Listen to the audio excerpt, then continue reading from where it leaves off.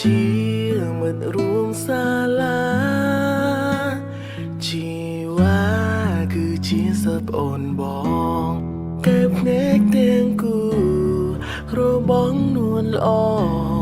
កាជាចំណងឲ្យមានចំណងលួយស្នេហ៍លើស្រីមិនយូរយើងក៏ស្គាល់គ្នាចាប់ផ្ដើមស្និទ្ធស្នាលនឹងរូបស្រីរហូតរៀនចប់បងក៏សុំស្នេហ៍ស្រីអូនក៏មានចិនលើថ្លៃរួចឈានដល់ថ្ងៃអាពាហ៍ពិពាហ៍នៅលើដងវិថីដែលក្រាបពេលដោយផ្កាបងនឹងជីវ៉ាគៀងដៃគ្នាត្រសសំលេងមិនភាំងប្អូនបងស្រែកហូរកញ្ជ្រៀវអើងកងអបអរដល់យើងទាំងពីរបងសន្យាថានឹងមើលថែអូនដល់ចិន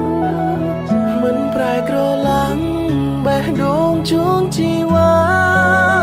មួយជីវិតក្បែរពុំងាពួកយើងនឹងស្រឡាញ់គ្នារៀងរហូត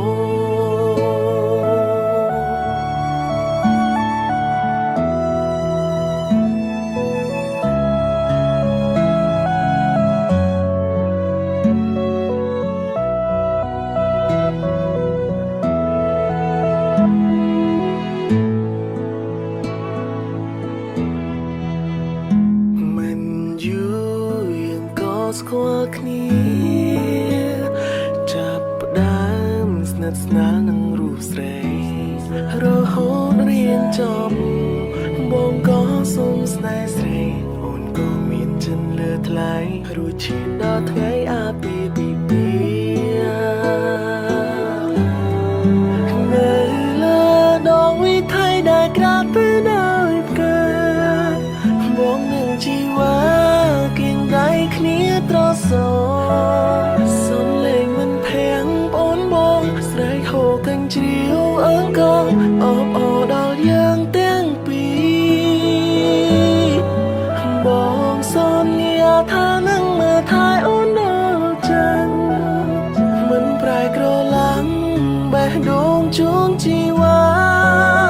មួយជីវិតក្បែរពុំងាពួកយើងនឹងស្រឡាញ់គ្នា